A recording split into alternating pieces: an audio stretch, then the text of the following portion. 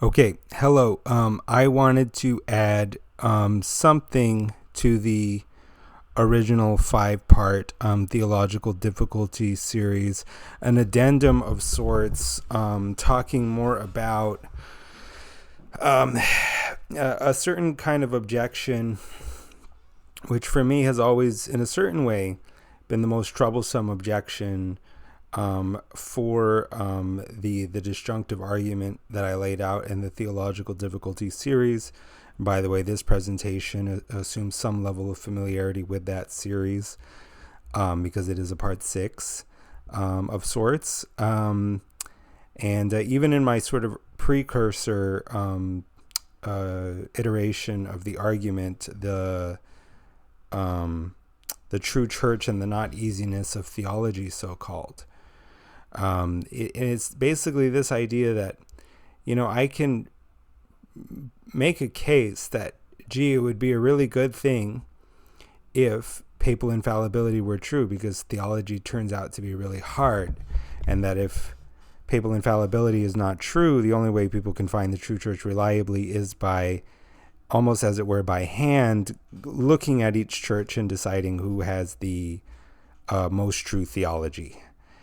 Whereas if papal infallibility is true, there is a non-intellectual way to find the true church, which is really good because theology as a subject is not, shall we say, perspicuous. But at the end of the day, what this argument does critically assume is that God is willing/able to providentially intervene in a way that would be required by the doctrine of papal infallibility, which I'm going to call the W thesis. W is for willing because really, I think when we get down to brass tacks, everyone agrees that God is able to providentially effect something like papal infallibility, that is to guarantee that the head of the church will not ever bind the faithful to error. It's a sort of negative protection, not synonymous with inspiration. So this is a logically coherent idea. And so in principle, of course, an omnipotent being could bring this about. It doesn't contain any sort of a priori self-contradiction like the idea of a square circle. So an omnipotent being is necessarily able. I mean, to the extent that we can be sure that there's no logical contradiction in this, an omnipotent being is necessarily able to bring this state of affairs about. But the question is he willing? Now the answer might be, again, well, on some level, of course he's willing, but we have to be careful in the sort of conclusions that we draw from considerations like this, because it says somewhere, is it a book called Wisdom? It's one of the books in the Deuterocanon that God did not create death, and nor did he create cancer, for example. And it is logically coherent to imagine that God might do away with all cancer, like right now. But he didn't, in the moment that just passed. Therefore, do we have to surmise that he likes cancer? No. Was it part of his will? No. It wasn't part of his positive will. It was part of his permissive will. And so what this illustrates is that there are some things that God can do that he nevertheless doesn't do. It's not every good thing that he can do that he does do. And so it may be the same with papal infallibility. So the objection to the argument that I made at length in the Theological Difficulty series might be that at best I show that this would be a really good thing if it was true, but I don't ever really establish the critical assumption that is needed for the argument to work, namely that God is willing, because indeed, who can know these things? So I want to talk a little bit more about this objection here. Indeed, I really sort of covered it in the 5th part of the Theological Difficulty series, but I don't think that everything I said there was as cogent as what I'm going to say here. Yeah, I think I laid this out. Now, I mean, one point I was keen to make in the preceding videos was with theology and whether or not it's... See, because for the purposes of this presentation, we're assuming a number of things. There is one true church, i.e., there is one objective correct theology or fullness of theological truth. And that means that theology admits of distinctions of truer and less true, better and worse, and so on, and that there is like this one true church. And moreover, that these differences matter. It matters to be right and to find the fullness of true theology. And, it certainly, if Christianity is like uniquely true among the world's religions, that seems to establish that there is like this sort of objective correct theology, at least in principle, because it would be a strange thing if among the world religions we can make statements of true and false, but within Christianity, when it comes to what I'll call, for lack of a better term, different denominations, we could not make distinctions of true or false. And moreover, if it matters to be right at the level of world religion, it also seems to be matter to get it right inside Christianity with respect to its different denominations. And another way to look at this is to say that theology either matters to your salvation or it doesn't, right? And you can conceive salvation in different ways. I think the best way to conceive it, as far as I'm concerned, is like John 17:3. This is the life, knowing the Father and knowing the Son. Salvation is really not anything different than the ongoing relationship with God in the three persons. And because this series is presented from a Christian perspective.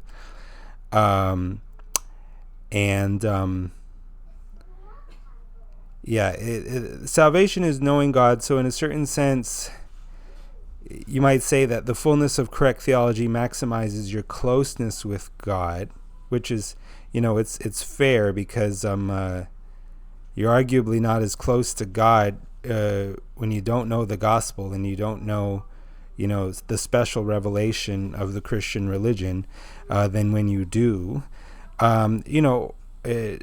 Or maybe we can look at it in the way that church is really used to, which is that unless you're in the right church, you're not saved. Outside of the, extra ecclesiam nulla salus, outside the church, there is no salvation, like the kind of art conception.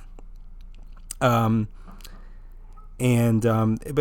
basically the idea here is that either theology matters in a way that you could call salvific. It matters as far as increasing your chances, however minutely, of getting to heaven, or it doesn't. And if it does do this, it would seem to be possessed of infinite importance, because even if it only increases your chances of getting to heaven by like 0.1%, if you multiply that by infinity, which is the duration, so to speak, of eternity, then it takes on infinite importance. And conversely, if it's not a thing that helps you get closer to God or increases your chances of salvation, all else equal, taking everything else into account, like, are you studying theology for the right reasons, to learn more about God rather than puff yourself up? And we're also taking into account things like God is not going to punish people for invincible ignorance or honest mistakes, but nonetheless, when you control for all these things, at the end of the day, theology either matters for your relationship with God or it doesn't. If it does, it seems to have infinite importance, and if it doesn't, it seems to have none. So that was a point that I was keen to make here in the preceding videos, as far as the importance of theology and why it would theoretically matter to be right about the fullness of correct theology. Although here again is a sort of wrinkle, because, if the point is relationship with God, if that's the purpose that theology serves, God knows that we're finite beings and we don't have all our lives to live and sort of devote ourselves to diving into the minutiae of theology, unless we're sort of very exceptional cases like a cloistered monk. The rest of us have to get on with the business of living. So theoretically, even while claiming that theology has this infinite importance because it has a salvific importance, nonetheless, you can imagine that there would be some things that are more relevant to the relationship and some that are less. Some things that it is worth breaking communion with others over, and some things that it is not. And, another consideration regarding that might be that, it may be that let me back up and explain this real quick. This presentation is not assuming, this presentation is assuming something like a development of doctrine, or you can substitute any phrase you prefer, but there is this phenomenon where from the beginning of the Bible to the end, and from the end of the Bible, as it were, to the present day, from the early church to now, theology appears to change. Now, you might say it didn't really change. It wasn't continuing revelation, or maybe in the Bible it was continuing revelation, but from the early church until now, it wasn't continuing revelation so much as it was a development of doctrine, or a clarification of the implications that were implicit in the initial apostolic deposit of the faith. I am going to be assuming that it is the latter, but really, at the end of the day, I don't really care what you call it, because this development is counterintuitive and unpredictable enough that it looks like change. It's kind of like, I can't believe it's not butter. It's like, I can't believe it's not change. You can call it something else, but and I don't particularly care what you call it. But theology is a thing that certainly develops a great deal over the periods that we're concerned with. So the point that I was making was that another conceivable reason why it might not be right to break communion with others over a certain doctrine isn't just that it might be like this kind of irrelevant or less relevant question, like how many angels can dance on the head of a pin, but it might be something, really it always is, something that the church has not given enough clarification on yet. There's not yet been enough clarification of this dogma for it to be right for you to break away with others, or to deny them communion, excommunicate them, when there's arguably, if they are wrong, it's like an invincible ignorance. There's not enough clarification on this subject yet for it to be morally right for you to excommunicate people over this. And so, in addition to theology mattering a great deal, and it being important to find the fullness of correct theology, yet we can sort of acknowledge a boundary which is in principle a little bit difficult to imagine, what all things it's going to include and what all things it's going to exclude, because and it's going to sort of appear to the boundary is going to get how to put it, thinner over time. More things are going to get excluded over time as there's more sort of a clarification of doctrine or dogma. And it's not really, like I said, the easiest question in the world to answer, at least just using your own, trying to figure it out for yourself, because as the Protestants like to say, the main things are plain things, are the plain things. But to me, at least, it is not plain what all things are actually main. And so, the question of which issues actually matter itself would seem to matter, but doesn't really have a clear answer. And so we're trying to hit sort of a narrow target because we want to be as correct on the issues as possible, but we also don't want to break away with people for the wrong reasons. And this is, in a sense, already getting at a kind of conceptual distinction, which it might be important to bring up, which is, one can raise the question, why are we trying to find the true church? Is it just that we know from the Bible that you're supposed to be in a church, or we know Christians are supposed to go to church, and we want to go to the right one? Or is it that we want to find the true church so that we can find the fullness of correct theology? It's like, do I want to be right so I can find the true church, or do I want to find the true church so I can be right, kind of thing? And in some sense, I guess I'm more sort of concerned with being able to find the fullness of correct theology where that theoretically matters. But you can regard the question of which issues do you break communion with others over and which ones don't you as a sub-question of theology, which is going to be part of that set of questions which matters to get right. And we want to get it right. I said I've been speaking about the importance of theology and what we're trying to do in this series. And in some ways, the critical point that I was trying to make in my preceding videos was that if the doctrine of papal infallibility isn't true, that seems to have some implications for our being able to rest an argument or some set of beliefs on authority.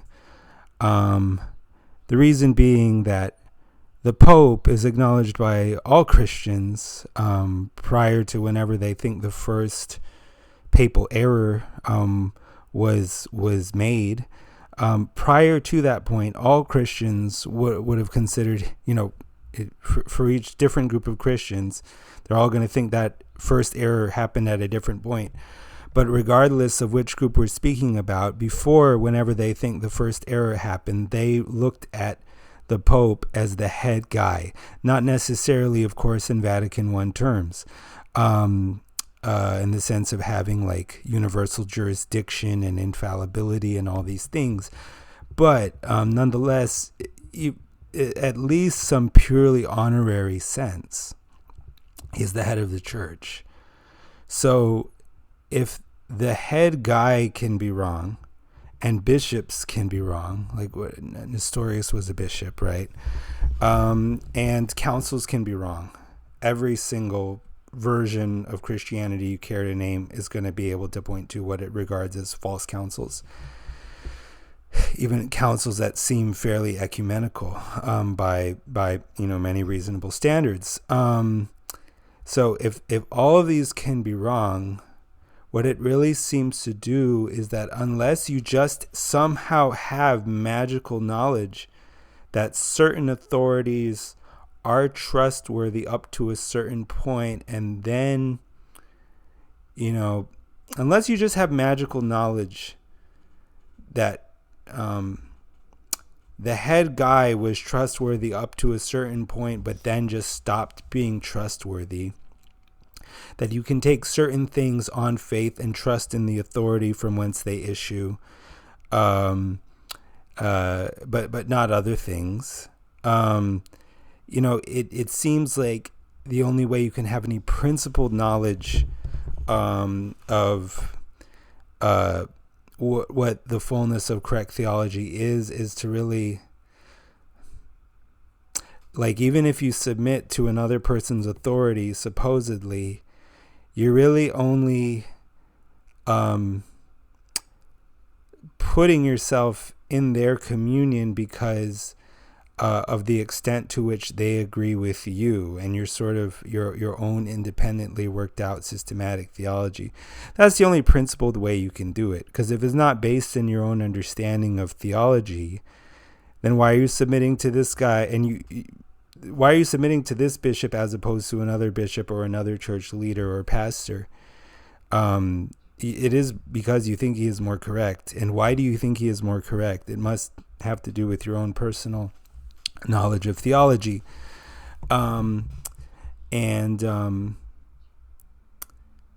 So, that was a point I was keen to make in the previous series, that if papal infallibility is not true, then it becomes possible for a certain length of time to just kind of coast on authority and not to have to use any theological discernment oneself in order to remain in the church, because by submitting always to the ultimate ecclesial superior, you're always going to be in the right church.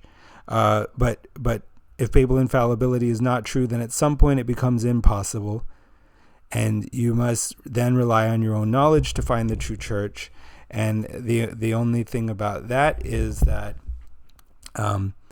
you also have to rely on your own knowledge in some sense to find out the exact point at which that primatial authority became unreliable.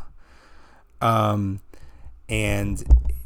yeah, it doesn't seem like it's something that's necessarily all that easy to do. It seems like if you were going to do this in a principled way, like if you're Eastern Orthodox, for example, and you're like, yeah, Pope is good, century after century until, I don't know, like the 9th century or something. And it's like, okay, now he's saying some really filioque-ish stuff, like stuff that has to do with the Eastern Orthodox heretical doctrine that the Spirit proceeds from the Father through the Son. So now the Pope is unreliable, but before that he was, more or less. Anything that the Pope signed off on was good, and if the Pope didn't sign off on it, it wasn't necessarily good. If you really wanted to do this in a principled way, though, I think you should realize that, if the head guy can be wrong and bishops can be wrong and councils can be wrong, none of these are correct necessarily just because they're a council or a bishop or because they're the head guy. Then you have to really go and check all of the conclusions that you took for granted previous to whenever you first begin to suspect papal error. You have to go and check them for yourself. You should, in a certain sense, be able to independently reproduce and verify all of theology for yourself. And that would include things like the doctrine of the Trinity, things like Christology, things like, is Jesus really one divine person in two natures? Or does he have only one divino-human nature? Or does he have two wills as a God-man, or only one? It's like you would rather than just take all these things on authority, because whose authority can you really take uncontroversially? You should really ideally check all these things for yourself. Now, there's another wrinkle to this, which is, if I'm going to determine for myself what the fullness of correct theology is on the assumption that papal infallibility is not true, so I have to kind of ground everything in my own independently worked out systematic theology, that kind of raises the question of what is the criterion according to which we determine true theology? Because depending on what the criterion or criteria are, you can reach different conclusions. And from where I'm standing, it looks like everybody, every different denomination, is pretty much a valid conclusion of whatever premises it happens to begin with, whatever criteria it happens to say are the criteria of true theology. But that, of course, only raises the question of, what do you say is the criterion of true theology, and why do you say that? Implicitly, bespeaking a kind of meta criterion beneath that, and so on. And unless we can follow an infinite regress to its non-existent terminus, unless we can sort of, as it were, count to the last number of an infinite series. It doesn't really seem like there's a principled way to do this, actually, but that we're always sort of starting in a guessing mode. And with theology, this is problematic because, one of the points I was keen to make in my previous series was that the strangeness of theology, as measured by its development or apparent development, from the beginning of the Bible to the end, and from the early church until now, it's strange enough that even if in reality there is only one way to hold all of theology together, and there's only one fullness of correct theology, and there's only one valid course of theological development, which we are presupposing, nonetheless, for modeling purposes, this is something that you would have to model as having many possibilities if you were standing at any point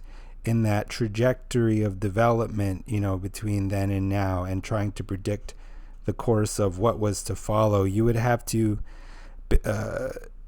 assume there were many possibilities in this possibility space, sort of like if you have an alien life form like the Thing from the movie The Thing, or the Shimmer from the movie Annihilation. These things are unpredictable in the course of their evolution, and if you're going to predict the next step, even if in reality this alien life form is a determinate kind of phenomenon, so there's only one actual possibility that exists for its next form, from your standpoint, for modeling purposes, you have to assume there are many, many possibilities. You have to treat it like a phenomenon that is capable of anything, as they say. And so theology is best at least modeled as something with many, many possibilities. So I wouldn't say it's obvious which criterion is the right one to start on. I would say there are many possibilities, and therefore there exists a very wide potential for error in selecting the criterion of truth, more or less at random, because there is that kind of randomness, because there's always that kind of unprincipledness at the bottom. And this has some ability to explain something that we see in the field of theology and ecclesiology and the debate over which church is the true church. Something which in my preceding videos I called the minimal fact set problem, which is that there does not appear to be some set of facts that is currently articulated on whose ecclesiological thrust everyone can agree. That is, there's not this set of facts that everyone who is aware of these facts or claims awareness of these facts, at the level of detail that they're articulated at, where now everybody who looks at this set of facts, they all agree, well, this just means that, of course, then Presbyterianism has to be true. Somebody can hold the position of Presbyterianism. It may even be that Presbyterianism is correct.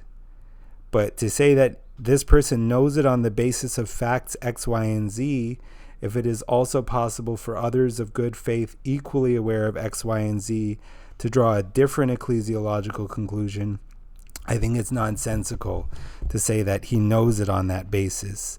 It's not like two people can know different things on the same set of information.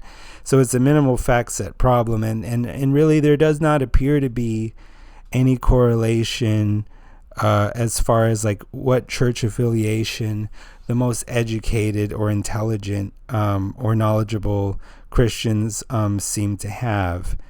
At least none strong enough to be attributable to chance. I think there's a way that if we were just looking for correlations, that would understate the real difficulty of theology, because some of these correlations are more or less accidents of time and space, of culture and history, and so on. So there doesn't really appear to be this trend, and I think you can sort of explain why when you know the strangeness of theology means it's a phenomenon best modeled by it having a lot of possibilities, There are many possibilities as far as what criterion you can take as your foundation for determining what's true theology and what's not. But then the kicker is, if you start with the wrong criterion, which is incredibly easy to do, because theology is a vast space of possibilities, if you start with the wrong criterion, then no matter how much effort you're putting in after that, it's not going to correlate with accuracy or success because you started on the wrong assumptions. So I think that's more or less the reason for the minimal fact set problem. And I think the minimal fact set problem, if anything, under represents the true difficulty of theology. There is a way to kind of visualize this, the difficulty of theology. And it's a formula of sorts. I called it the to be Catholic or not formula. It says, really in the original one, the term on the left-hand side of the inequality was A star, and A star was the probability of A star was the probability that being able to find the true church would not rest on one's own theological discernment,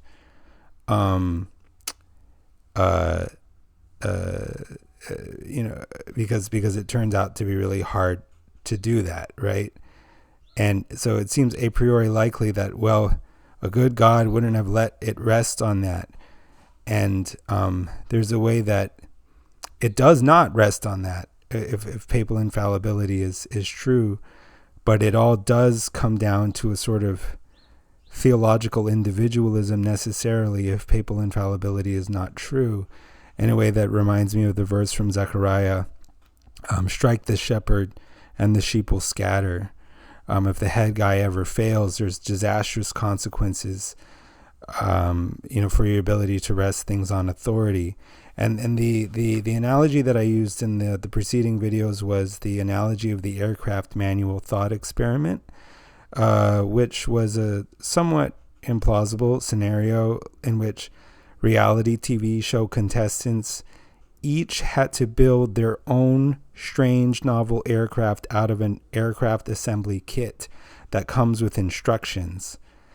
And in this event, there are a number of supposed experts jockeying for followers. They're all claiming to be aeronautics experts and saying, I know the right way to make the aircraft and you should follow me and not that guy. And that guy is saying, no, you should follow me and not the other guy. And because this is a sort of novel alien aircraft whose mechanism of propulsion nobody really knows much about, a conventional sort of aeronautics background will not help you to be sure that you're building it the right way. The instructions are a little hard to understand, even for the experts, seemingly, because their aircrafts each look different from each other's supposed expert's aircraft, right? So in this scenario, what it highlights is the way that even if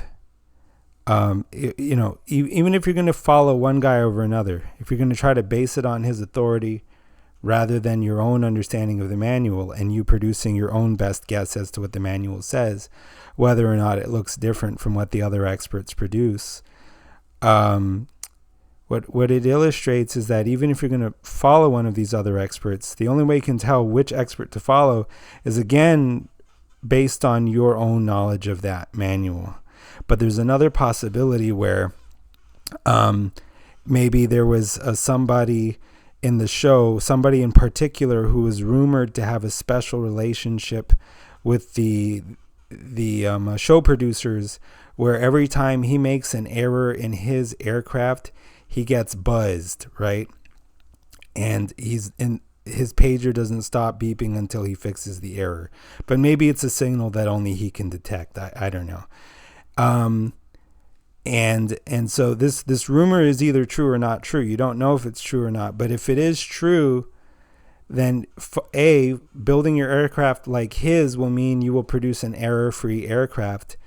And B, if the rumor is not true, then it's like everybody expected you to be able to understand this manual that even the experts disagree about, because maybe the challenge is you have to now fly this aircraft when it's done to Canada or somewhere. All right. But if the rumor is true, then there's a way to do this that doesn't require you to be able to figure out the manual. And based on how difficult the manual is and how willing/able the show producers are to get you safely to the other side of your destination, that does something to the probability that the rumor is true. And if that rumor is true, it doesn't really, your bet that guy is reliable and worthy of patterning your aircraft after his, that bet doesn't rest on your knowledge of the manual, but precisely on the opposite, precisely on your knowledge that you don't know very much about the manual. So there is that critical difference between papal infallibility and papal fallibility. So I said that if the probability of A star is ever greater, and again, A star means that, providentially God would ensure, we don't know by what it means, we can be agnostic about that. Providentially, God would ensure that it would never rest on the individual's own theological discernment. It would never fall on his shoulders like that. It would never rest on your ability to have to understand the manual for yourself, because that's too hard to do, basically. And a priori, we can suppose this is at least somewhat likely. Although, again, as noted, it does critically assume God is willing to providentially intervene in this way. And granted, the caveat that it's not every good thing God can do that he does do. But if the probability of A star exceeds the joint probability of not A star, i.e. 1 minus A star, and D, where D represents your ability to find the true church on your own, by striking out on your own, as it were, by trying to build the aircraft correctly based on your own understanding of the manual rather than trusting that rumored man. That's the probability formula, because it's just saying that D is your chances of finding it on the assumption that the rumored guy is not who he is rumored to be, and everybody is actually forced to rely on their own understanding of the manual. Whether or not it makes more sense to bet on the rumored guy rather than strike out on your own is gonna depend on the probability of the rumor being true exceeding the joint probability of it not being true, and that you can do a good job understanding this manual on your own. So, for example, if you actually are super confident in your ability, if you're the inventor of the aircraft, then your ability to understand the manual is 100%. So that D is 100%. Then maybe let's say the rumor is only 30% likely to be true.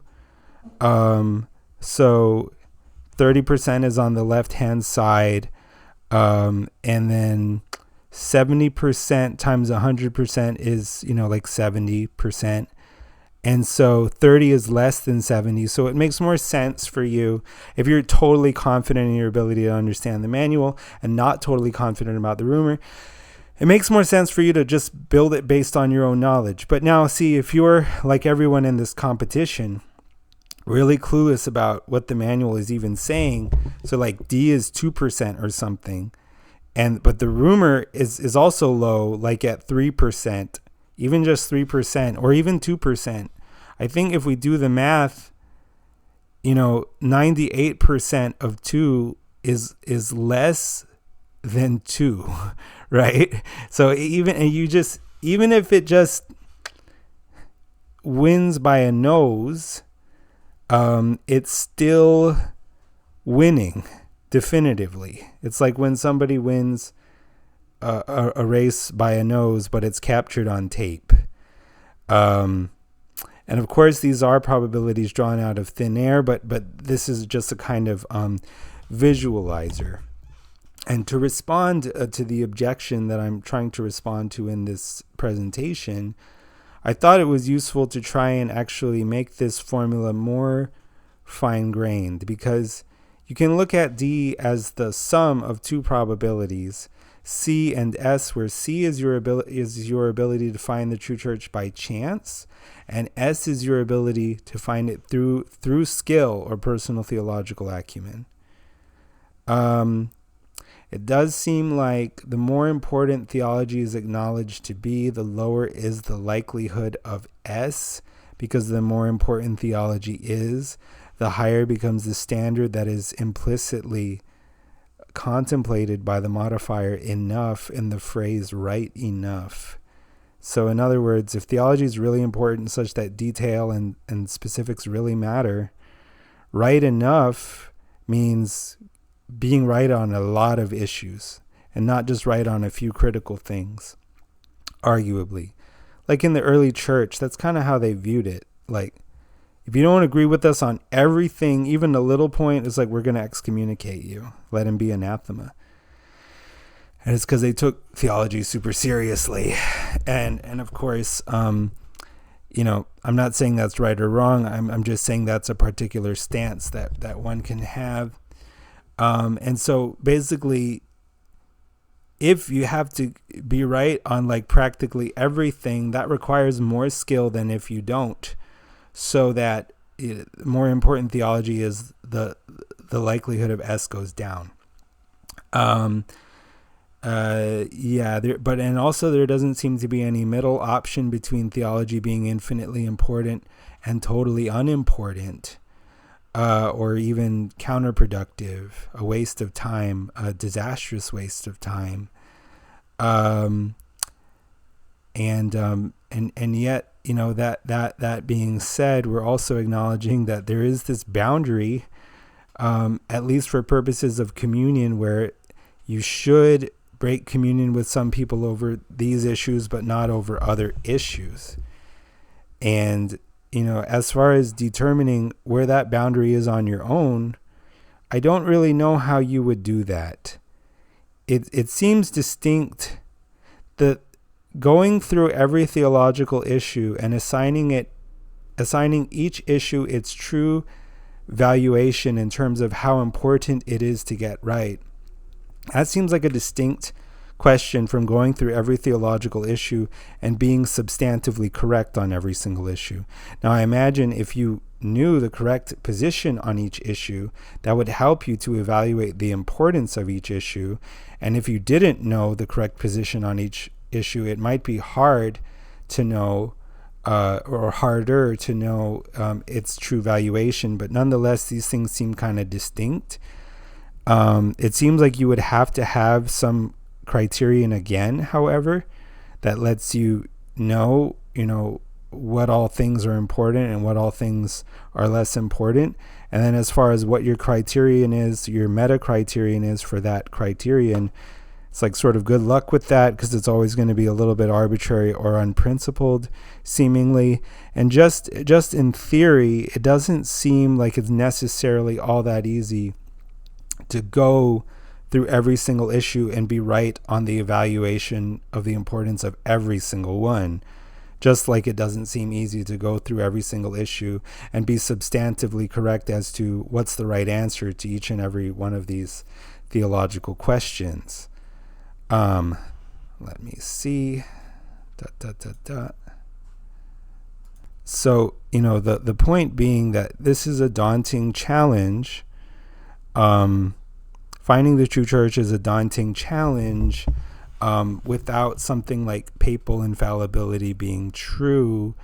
And because it may be that only a few issues do matter, but the question is, do you know that only a few issues do matter? And how much skill does it take to validly determine on principled grounds that only these several issues matter? Let's say that the 66 books of the Protestant Bible are canonical, that that, God is three persons in one being or substance, and that Christ is God, and he's both fully human and fully God. Let's say maybe those are the only things that actually matter, but how do you figure that these things do matter and everything else doesn't? Like, I would expect nothing to matter, but it's like, no, all that other stuff is totally unimportant, but these three things are. It's like, well, how did you figure that? That's the question. And what are your chances of being right about that just based on your own skill? It doesn't seem to be overwhelmingly high, but we'll talk more about that. So yeah, and then C is like, what's your chance of being right by chance? So, or right enough, whatever enough means. So like, let's say, for example, that right enough means that if you are any kind of Protestant, then you're right enough. Assuming, C is your chance of being right enough, where Catholicism is assumed to be false. So, and ditto S, more or less, yeah. And so we can suppose that if you're any kind of Protestant, then you're right enough. Any level of theological resolution within Protestantism is acceptable. Whether you're non-denom or whether you're subscribing to like all the points of the Westminster Confession, whatever. Because it turns out it's true. These are some issues that are core, and then there are some issues that it's truly safe to either have a position on it or not, or to have a right position on it or have a wrong one.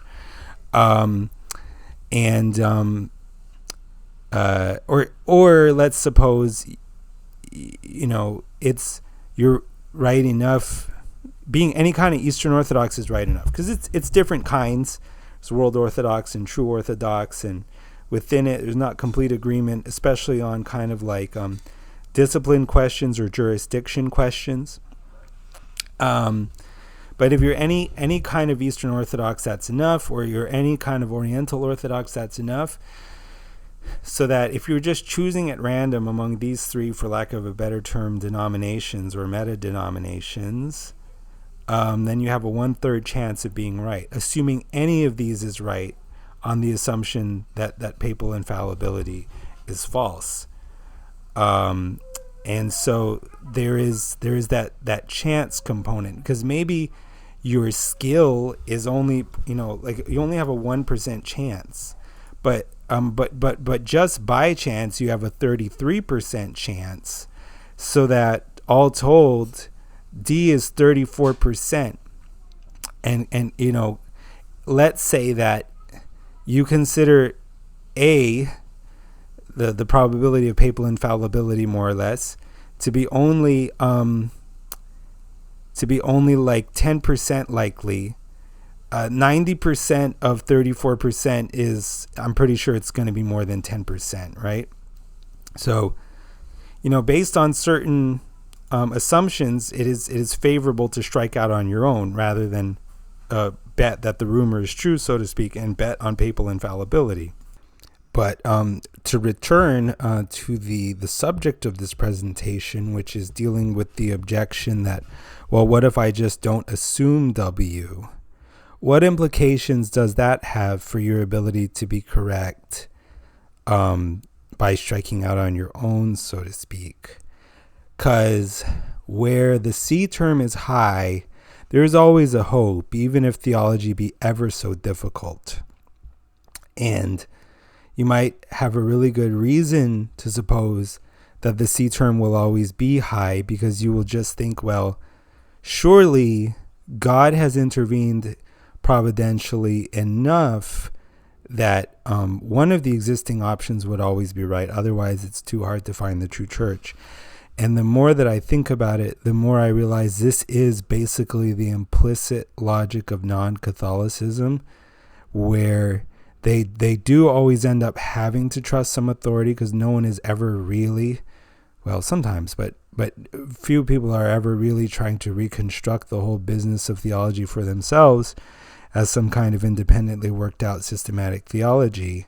And so they almost take it like they have magical knowledge. They do that this authority or set of authorities is trustworthy. And the reasoning there will be something like, well, surely some people must have gotten it right. Because the idea that everybody got it wrong, and the only way to be right is to reconstruct the whole business for yourself, and then be correct all by yourself, is just too implausible for these, non-Catholics, and it makes sense.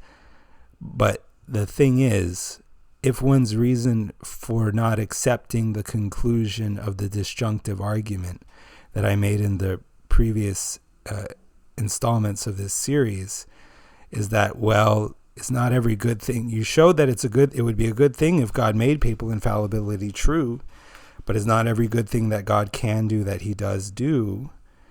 Then it seems like there's a possible danger as far as assuming nevertheless that one of the existing non-Catholic options would always be right.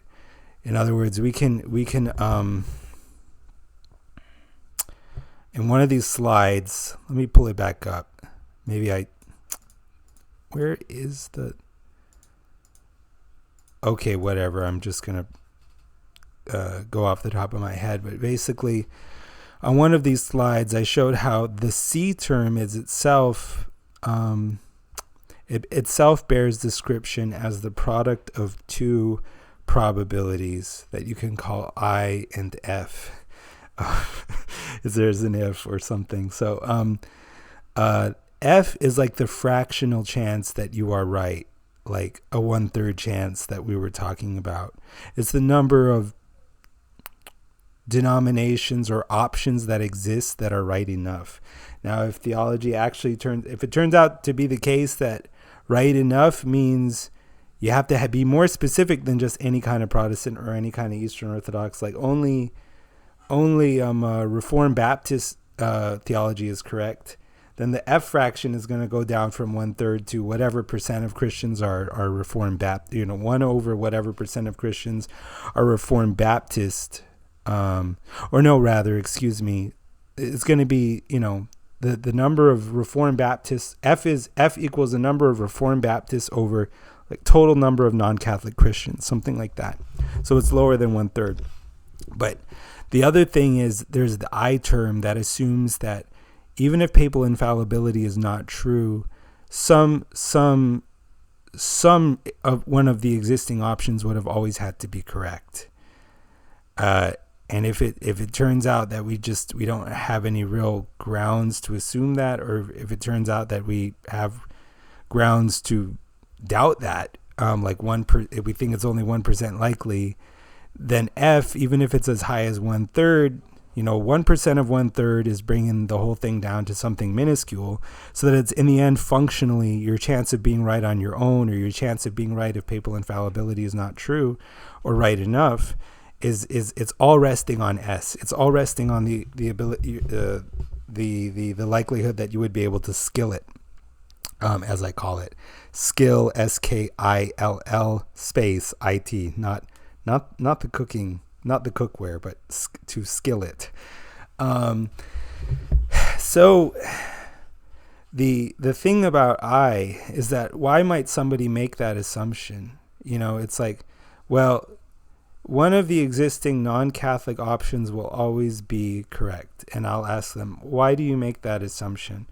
And they will say, well, God has to be providentially intervening to some extent, because otherwise it would be too hard to find the true church.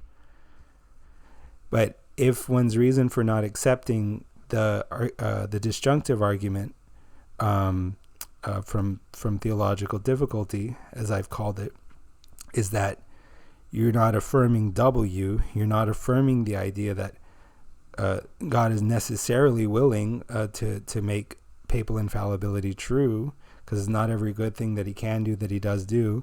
I can just mirror the objection and say, well, you're showing me at best that it would be a great thing if, papal infallibility turned out not to be true. Nevertheless, God always ensured that some one of the existing options would always be correct. But it's not every good thing God can do that he does do. So why do you suppose that he is providentially intervening? Yes, because otherwise it's too hard to find the true church, the response will be.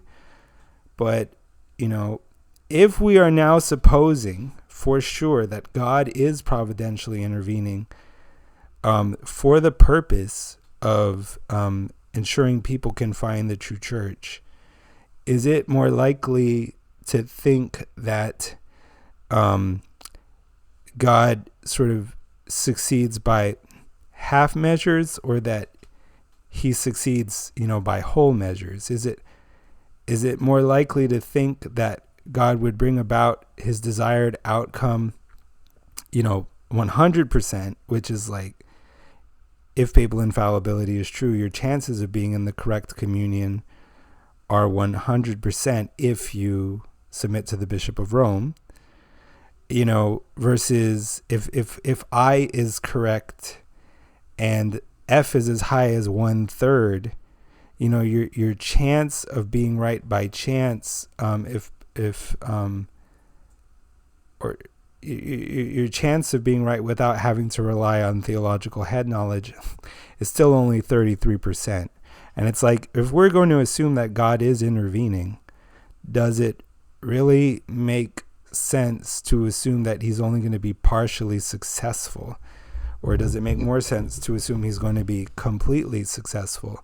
It's at least not obvious to me that I is somehow more likely than W. It looks actually to me like W is a lot more likely than I, but even if you say they're the same, there's not a way to dismiss W without also cutting down the I term. Let me see. It's funny, I just really can't get my slides anymore, but that might not stop me. So if we're not allowing ourselves to make an assumption like W, then it also doesn't seem principled to allow ourselves to make an assumption like I. When I think about it, again, the mindset is, the non-Catholic mindset is something like, well, I just have magical knowledge, more or less. I'm sorry to state it so polemically, but it's as if one just had magical knowledge, that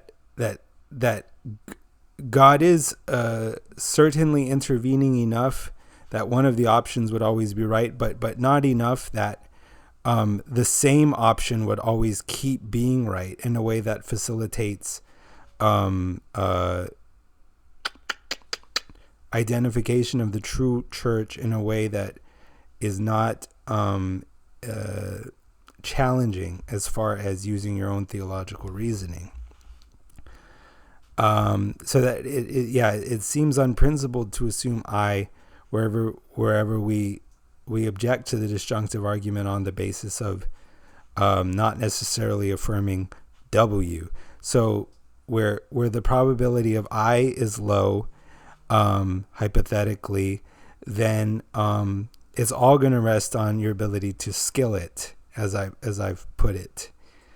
And so it's going to be that S term, and we can talk about that, like what the likelihood is of somebody finding the true church like all on their own, or really I should say, to the extent that your knowledge of which church is the true church is principled.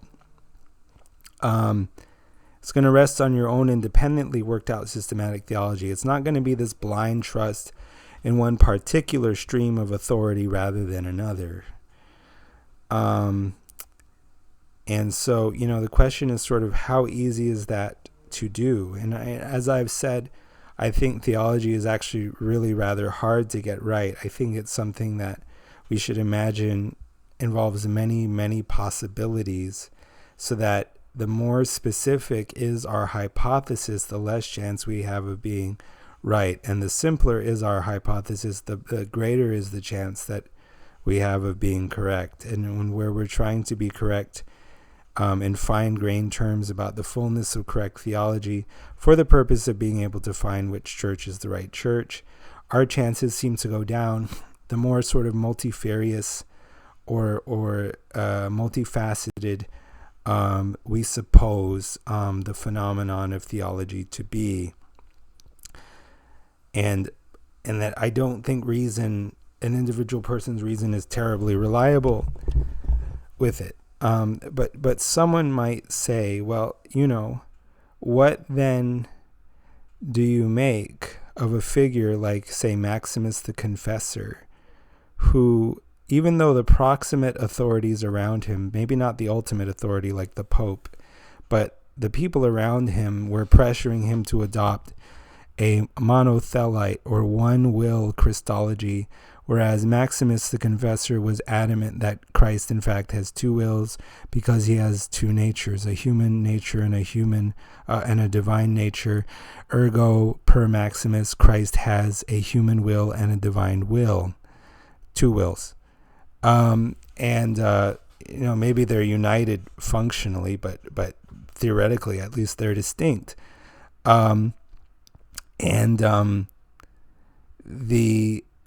He's called the Confessor because they tore his tongue out and they cut off his right hand, and he died of those injuries. An elderly man in the country of Georgia in the Caucasus. But the point is, Maximus later turned out to be right, at least from the Catholic position that I hold. And so I have to reckon with the phenomenon where it appears like people can successfully reason to the correct conclusion on at least individual issues of theology. Another example that would apply to Catholics like me is whichever fellow it was who, contra Thomas Aquinas, whom the tradition sort of normally defers to on many things or favors on many questions. This Franciscan theologian said that the Virgin Mary is immaculately conceived, and he laid out his reasons for believing that, for reasons X, Y, and Z. And later on, the doctrine of the Immaculate Conception is what is affirmed as dogma. So once again, we have a phenomenon of an individual theologian successfully using reason to be correct on at least one theological issue. So on the basis of this, one might say, well, if I hit the books hard enough, I have a realistic chance of being right about every issue in terms of my own theological judgment. I'm going to address this objection now, because then you might say, even if the C term is low, the S term is high, therefore it makes more sense for me to be not Catholic as opposed to being Catholic. What I will say in response to this, let's just take the figure of Maximus, for example. We know that he was right on one thing. We do not know that he was right on everything. In fact, the only thing we really know is that if papal infallibility is not true, nobody's infallible. So the only thing we really know is that he's not necessarily right on everything. So at best, one can say, well, I think there's a pretty good chance Maximus was right on everything. But even then, that is actually just like how in the aircraft manual thought experiment, your judgment as to which of the supposed experts who tell you to follow them based on what they know, not because they have some weird relationship with the warehouse owner or the show producers. Just like in the aircraft thought experiment manual, when it came to those supposed experts, the only way you really had a principled basis for choosing one over another was based on your own understanding of the manual. In a similar way, the only way you have any principled basis to say, well, there's a pretty good case that Maximus was right about everything, at least everything worth being right about, the only way you have a principled basis to say that is it's actually just resting on your own understanding of theology, which again, I would not ordinarily place too much stock in the individual believer's own ability to work out theology for themselves. And even with this having been said, we need to appreciate that the real question before us is not even whether Maximus was right on everything, but whether he could have been right on everything when he was, if he were to deliberately try to reproduce and independently verify the whole business of theology for himself, weighing in on every single question for himself, like including the Trinity, including Chalcedonian theology, including, all the important things that were established prior to his time. He's not going to take it on authority anymore, but he's going to just try to ground it in his own understanding of theology. First of all, I don't think Maximus would have ever dreamed of doing that. He had a high view of Rome's authority. I think I would need to find the quote, but it kind of looks like he believes that it's a God-given sort of indefectibility, but I could be wrong. And there's this instance where he's asked, well, what if Rome was wrong on X, Y, and Z? And he says something to the effect that, well, they wouldn't be wrong because they can't be, but if they were wrong, they would be wrong. Or if they said X, they would be wrong because X is wrong. Something like that. I'm heavily paraphrasing. So he has a high view of authority, and he wouldn't have dreamed of trying to reach a position on every theological question independent of the sort of scaffold of reliable authority on which he sort of grew up, or trellis on which he sort of grew up like a tender vine, we can say. Certainly Maximus wouldn't have dreamed of doing that. And the question before us is, could he have done that if he were minded to? And then even if he could, does that mean you realistically could? But let's just assume you're even as gifted as Maximus. Like you're as gifted as anyone in theology. What are your chances of being able to work out and independently sort of ground every theological conclusion in your own systematic theology from first principles? And I'm going to say is not very high, just using the doctrine of the Trinity as one example. Goodness, I'm gonna try to bring my screen back up, because my Drosta effect display capture back up, because I need it. Okay, so hopefully this will work. The thing about this is coming from my friend Sam of the Transfigured channel. He is a self-described biblical Unitarian. So he believes all of the Bible. For some reason, I'm not really sure. Because if you don't think that the tradition is reliable with respect to a doctrine like the Trinity, I don't know why you would think it's reliable with respect to a doctrine like the canon. But nonetheless, he affirms all 66 books of the Protestant canon.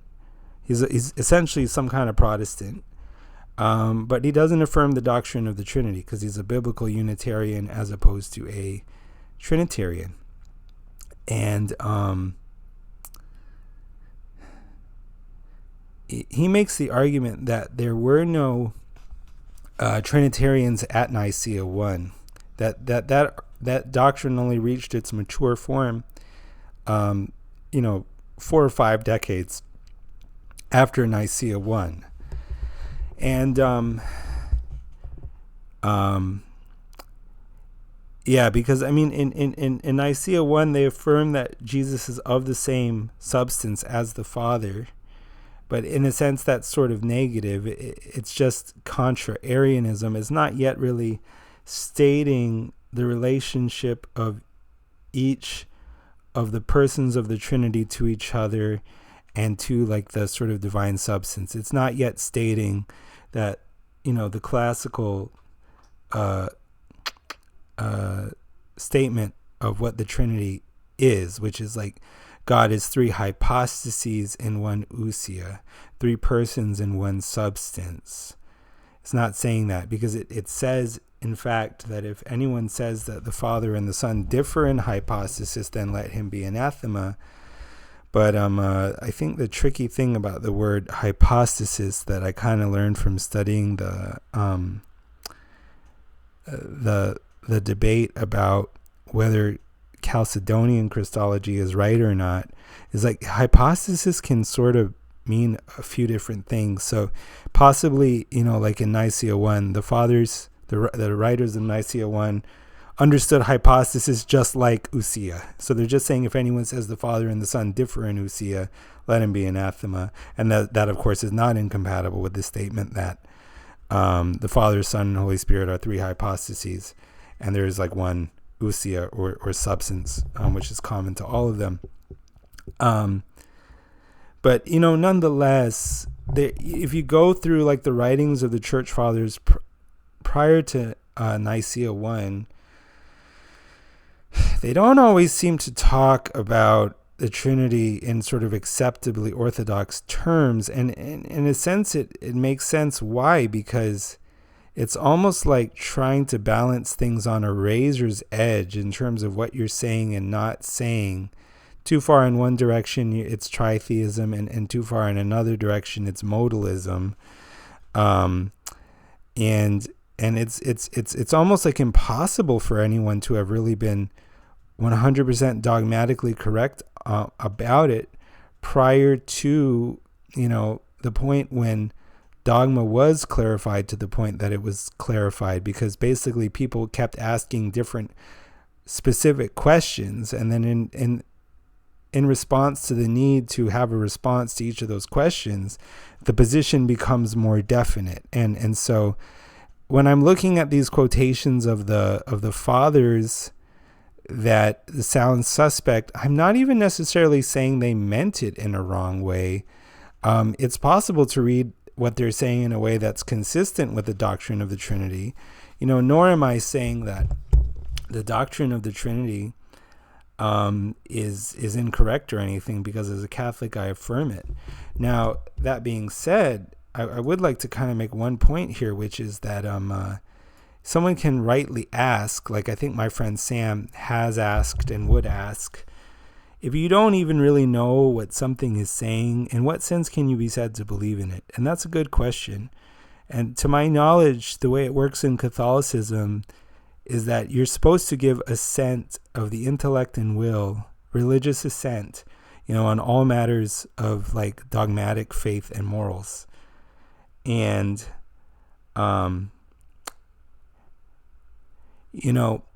that means even if you don't understand it, you're not disagreeing. And I think there's a good analogy for that in like, when parents have to explain how stuff works to their children. If a child asks his parent, Dad, I heard about something called the economy. How does our economy work? And the dad says, well, it works through fiat currency and fractional reserve banking. The child does not understand that. But to say that he believes it is maybe a misuse of the word belief, at least where you stipulate that you cannot believe in something that you don't understand.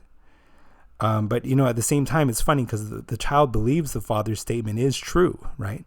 And but and by the same token, neither can you say that the child does not believe it, because he has no reason to doubt his father's authority. And the father may explain what these things mean to some extent, that the child can understand it, like using analogies and so on. Like if I had these tokens that aren't worth anything, but I gave them to you guys for doing chores, and then they have value because I'll redeem it for some kind of like trip to Disney World or something. But like if you deposit your tokens with me, I don't have them all at once. Most of the tokens are like bound up in some kind of investment, and I can make more tokens whenever I want, but I have to like lend them to myself or something. I don't know. See, I don't know how it works either, but the dad could explain it to the kid in some way that the kid might sort of understand. But even then, he doesn't really understand what's being communicated. But the point is, he doesn't disbelieve it. He has no reason, but it is sort of a mystery. And to some extent, it would be a little strange if the things of God were all that amenable to reason.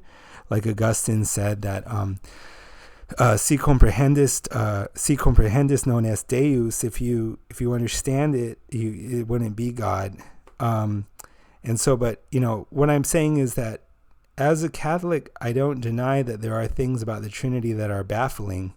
In particular, a statement like Jesus is begotten by the Father, but he's just as much God as the Father. It reminds one of what he says in John's Gospel, where he says, just as the Father has life in himself, so he has given it to the Son, that the Son should also have life in himself. When you pay attention to that, that is a contradiction too. Because you can't, to have something of yourself doesn't seem easily reconciled with the idea that it was given to you. Sort of the idea that you have something of yourself means you have it in such a way that it is not given to you. That's what it seems to mean. And so to say that Jesus is begotten, but he's co-eternal with the Father, is a thing that's very hard to understand, because you're saying he's not created. There's not a time when he doesn't exist. And yet he has his being through the Father. And you say, of course, well, this is just like how the sun's rays come from the sun. And it's a really bad analogy because, it's like the sun's rays have their spatio-temporal and causal origin in the sun. Like they come out of it, just like the way that, water comes out of a faucet, so yeah, so this is not something that we can really clearly even wrap our minds around, right? And so when you have the fathers kind of groping toward this inchoate Trinity doctrine, which all of them can be sort of read as doing, you can understand why, but at the same time, you have to admit that the way they're talking about stuff is just like not orthodox with respect to future standards, or even like this. I'll start with this. It's not on the same subject, but I don't know if you can see this. It says, this is part of Nicaea 1. It says, I wonder how many Christians today would agree with this part, affirming that the Son of God is subject to change or alteration. These the Catholic and Apostolic Church anathematizes. So the thing is, if you know anything about later Christology, the Council of Chalcedon essentially said against Nestorius that whatever you can say of Jesus, the man, the person, is something you can say of the Son of God. It's called the communication of idioms. And it says he grew in wisdom and stature. So you can say the Son of God grew in wisdom and stature. And this is before that. So I'm not saying again that it's necessarily wrong or it necessarily contains logical contradictions.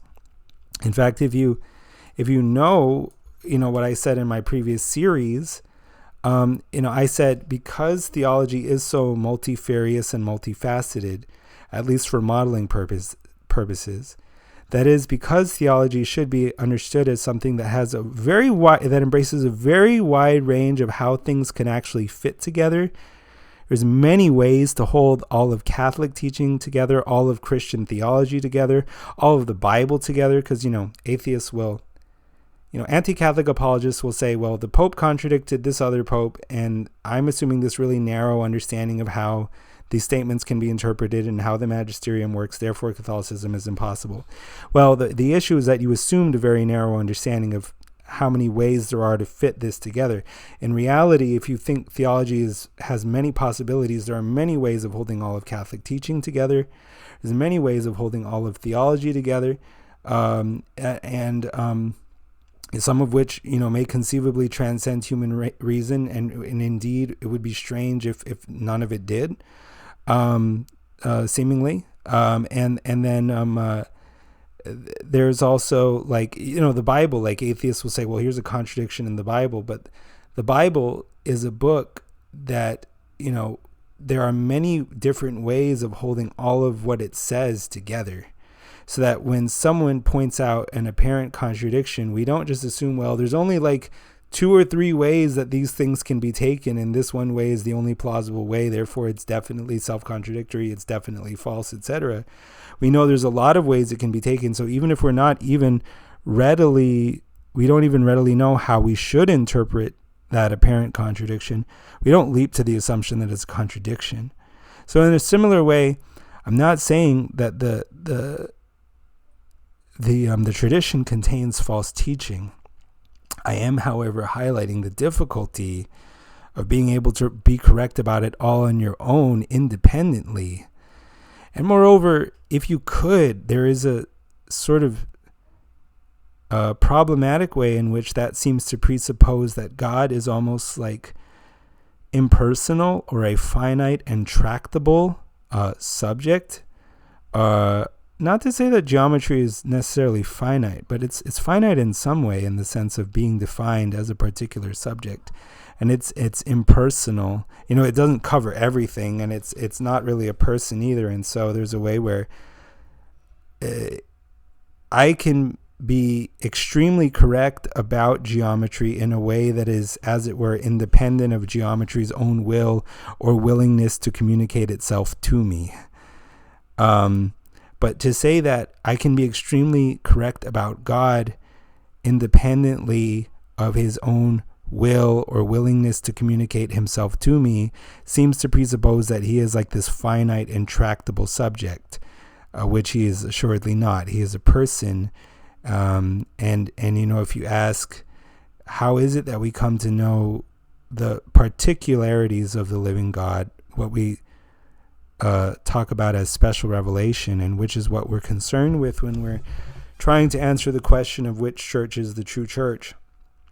How do we reach this knowledge? Do we reach it by intellectually figuring God out as if he were a system in a way that presupposes no condescension on his part or his bending down toward us, facilitating our intellectual access to him?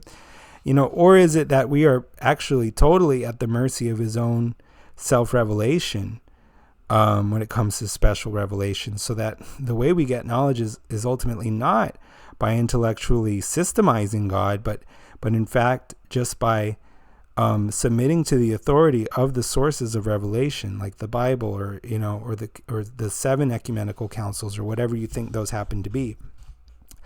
And it's certainly the latter. So there is this way that if I'm assuming it's at all doable to actually validly reconstruct and verify the whole business of theology for myself from first principles and not take it on any authority, it is seeming to presuppose God is finite and tractable in this really problematic way that no Christian really supposes that he is. Nonetheless, there is the Maximus phenomenon where someone seemingly successfully uses reason to reach a truth about God. But, I think the resolution to that apparent contradiction is that Maximus's reaching the insight that he reached can and should be viewed as another kind of it's a condescension on God's part toward us. Maximus would not have been able to reach that insight had God not effectively granted it to him. Now, he used the means of Maximus's own reason to some extent, and maybe his piety, but these are both things that are given to Maximus by God as well. So he may use means which are given by him as well ultimately, but it doesn't matter, because it isn't any less at the end of the day a sort of gracious self-revelation and sovereign self-revelation by the living God, as opposed to this impersonal thing that Maximus just figured out independently of God's own willingness for Maximus to figure it out. And again, to suppose that Maximus could have done that to suppose that Maximus could have independently sort of reproduced and verified the correct answer to every issue of theology prior to his date on his own, without taking any advantage of the authority structure that existed up until that time is pretty unthinkable. He would not have thought of doing that, and I don't think he would have been able to do that. And I want to again use the Trinity as a sort of example of why this is, because I mean, even if, like my friend Sam, you say, well, you know, the reason why the fathers seem to speak in wrong ways about it is that it's an inherently contradictory doctrine that is not valid. Well, even then, if you're a biblical Unitarian, you cannot say theology is easy, at least not where easy means that theology, that you know, the vast majority of Christians are not wrong on some hugely core issue like the unity of God. Because certainly the vast majority of Christians are Trinitarian. So you know, whether you're Trinitarian or not, this is showing the difficulty of theology, as are these sort of other quotations, if I can find them. You know, like I got ChatGPT to kind of summarize them for me, which of course is problematic unless you can verify them. But you know, like where Tertullian says that the Son is a derivation and portion of God. Maybe he even meant it in a right way, but it sounds wrong. Like, where is that? It's somewhere here. Oh, that's Origin. No. This is it, Tertullian. For the Father and he's the one who coins the term Trinity. Like a triunity, and before that the word wasn't there, right? And it says, for the Father is the entire substance, but the Son is a derivation and portion of the whole, as he himself acknowledges, my Father is greater than I. You know, taken at face value, that sounds a little bit subordinationist, and it sounds like the Son of God is finite in distinction to the Father's infiniteness. Yet at the same time, we understand that they're trying to grope toward the idea that the Son is begotten, even as he has equality with God. He's begotten of the Father, even as he has some kind of equality with the Father, even as he also has a kind of, there is a way that he speaks the truth when he says the Father's greater than I, because there's a way that, like a filial piety that he properly has toward the Father, where he respects the Father as in some sense above him. In Origin, let me see, because he talks about, I want to say, a second God. Can I Control C this? Goodness. Okay, I don't know why that's not working. All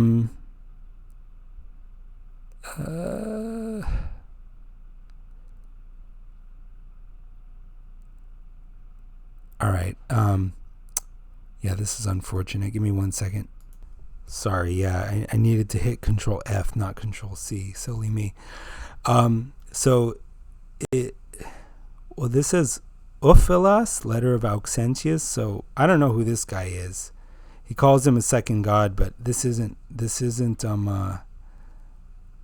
what's his name? This is an Origin. And of course, some could say Origin was a heretic, but in his time he wasn't. And that's kind of speaking to the point about how it's wrong to excommunicate people prior to there being sufficient dogmatic clarification of an issue. Let's see, Eusebius. They say Eusebius was something of a subordinationist prior to Nicaea 1, and then he kind of had to change his views. But I'm trying to find where Origen uses the phrase second God, and it doesn't show it. Okay, hold on. Okay, so he says, Origen says, although we may call Christ a second God, let men know that by the term second God we mean nothing else than a virtue capable of including all other virtues and a reason capable of containing all reason. So there's a certain way where he's expressing the Son as the logos, or activity of God, the Word of God. There is this kind of ancient conception. It's similar to the Neoplatonic conception, of like there being this ineffable God who's truly transcendent, to such a degree even that it's hard to even think of a sense in which he really interfaces with the world. And then he has a kind of like secondary activity, the logos, which is like, maybe you could even view it as the intelligibility of reality in some way. And it's the activity of God through which all things are made. And then like further, there's a spirit. And you know, that's why there is the idea that there's the Son is from the Father, and the Spirit is from the Father through the Son, even without saying that this makes them any less God than the Father is, which of course itself is quite nobody knows, I think, the cash value of a statement like that. No one knows what it means in explicit terms. But anyway, the point is with this Origen quote, if we wanted to be ungenerous, we could say, well, he's talking about multiple gods, so he's not a Trinitarian, he's a tritheist. He should have said multiple persons, right? Or let's see. You know, here we have Origen seeming to speak of the Son in subordinationist terms. The God and Father who holds the universe together is superior to every being that exists, for he imparts to each one from his own existence that which each one is. The Son, being less than the Father, is superior to rational creatures alone, and the Holy Spirit still less, etc. Supposedly, from what I've been reading, in Tertullian's thought, the Spirit doesn't seem to be equal to the Father and the Son. It's almost like a kind of binitarianism.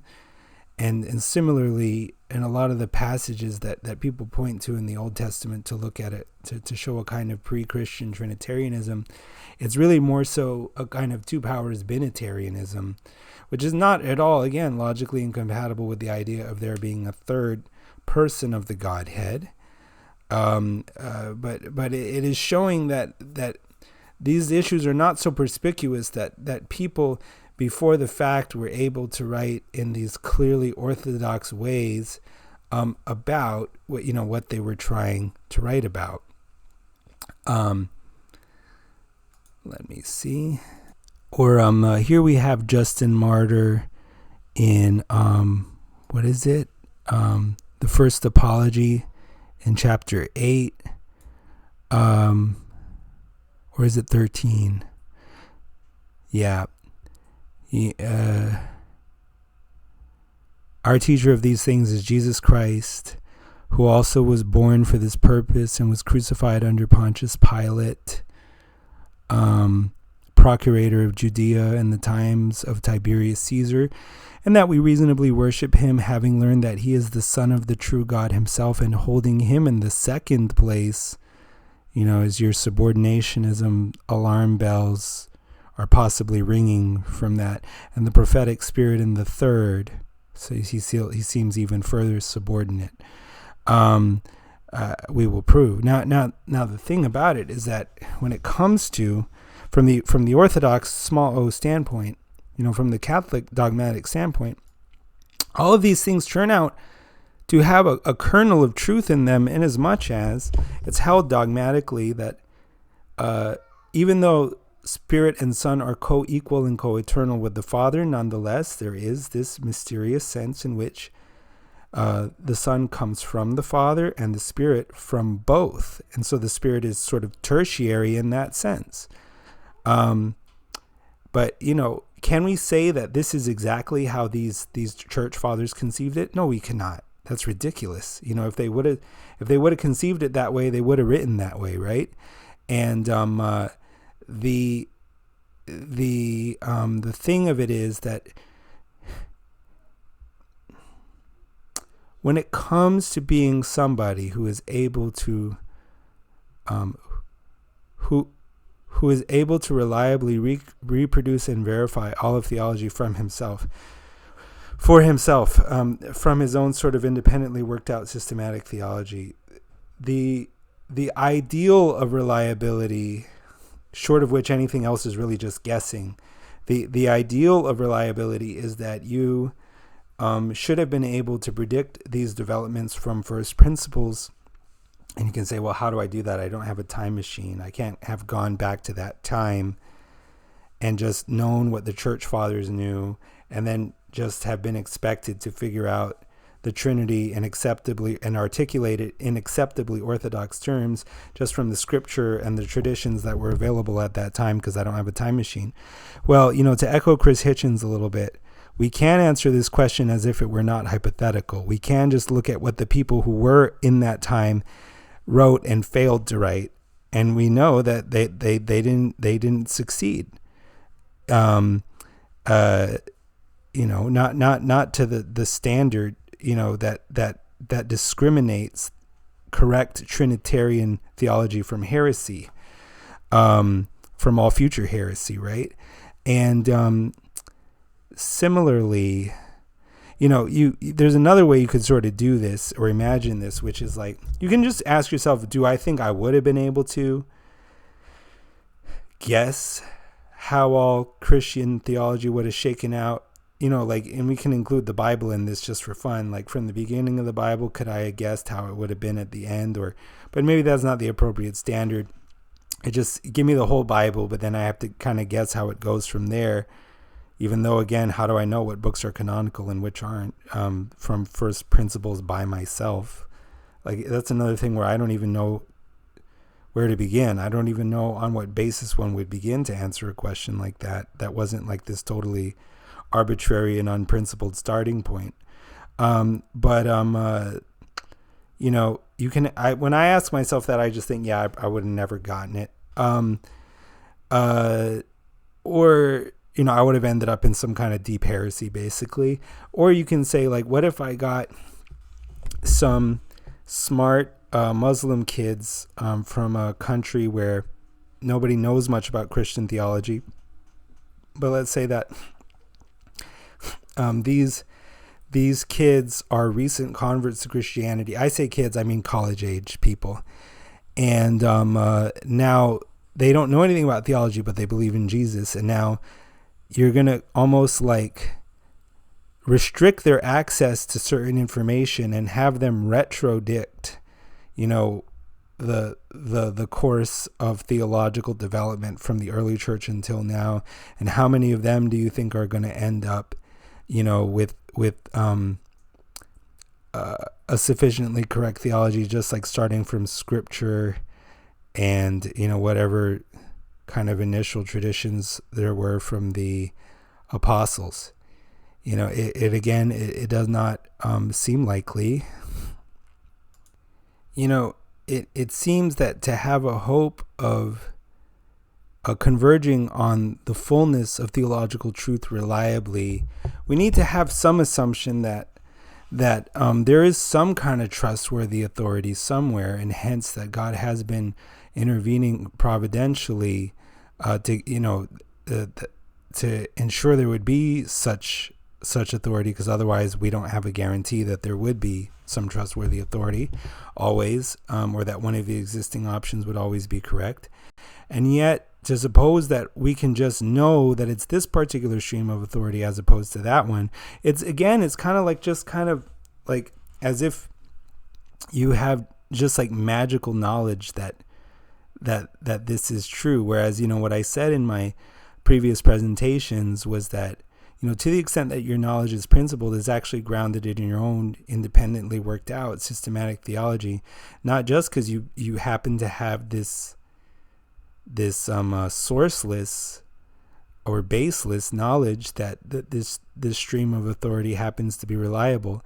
I think in reality, people just kind of begin in a tradition and then don't really think about it until they do begin to think about it, in which case, in a somewhat biased way, they end up finding reasons to believe the theological distinctions of whatever tradition they're part of, and then they sort of leave it at that. They don't really work the whole thing out from first principles. And if I say that, someone might say, well, of course they don't, because it's unreasonable to expect that somebody ever would. And that the Catholic is no exception to this either, in the sense that, if someone ends up believing in papal infallibility, it's because somebody has gone and worked everything out for himself in the same way. But But that again is not true, because it is in fact instead something of a bet against one's own ability to work everything out for oneself. Just like if I'm in a physics lecture that's over my head and I say I'm confused, it would be weird if someone said, well, you can't really be confused, because if you were confused, that would mean you actually understand the content, because to say that you are confused about the content is a knowledge claim about the physics content of this lecture. It's like, it's not a claim about that. It's a claim about, like, I can know what I do feel confident about and what I don't. I can, as it were, know that I know nothing, which claiming to know that you know nothing of philosophy is different from claiming that you know a lot about philosophy, like in terms of first order, concrete, substantial issues. And so these things are really not the same thing, but I think that what my line of reasoning here does show pretty convincingly to my satisfaction is it exposes what I'll call the necessary logic of non-Catholicism. Because I talked about the sort of dilemma where God is either this finite, tractable, impersonal something and not even a living person that you can just figure out intellectually, or maybe the only way you do have a hope of knowing him is relationally. Some non-Catholic might say that. But if papal infallibility is true, if papal infallibility is not true, what's the relational way that you know God and are certain that you're in the right church? Is it just because, like Wittgenstein said, that where you can't talk about wrong, that just means you can't talk about right either? In order to know, like, let's say the way you know which church is true is just by being really humble and pious, and then God will give you this subjective inner knowing or something. Well, in order to know that I'm right, I should also be able to know if another person holding a contrary position is wrong. At least for the purposes of demonstrating or proving something, in terms of my own understanding of something.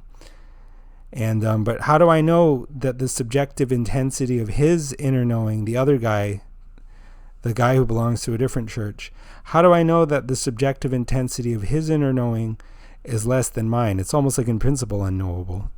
So like in practice, it makes it impossible to talk about there being one objective, correct theology if we take this kind of facile relationality. And there's an interesting way, or also this, that like maybe you could. It's troublesome, because you could say, well, you might attempt to say that, no, I do know he's wrong and I'm right. How do you know? Because I'm holier than he is. Well, usually holy people don't go around proclaiming themselves to be holier than others. There's something about holiness itself which seems fundamentally non-comparative, like when Jesus says, whoever's first will be last.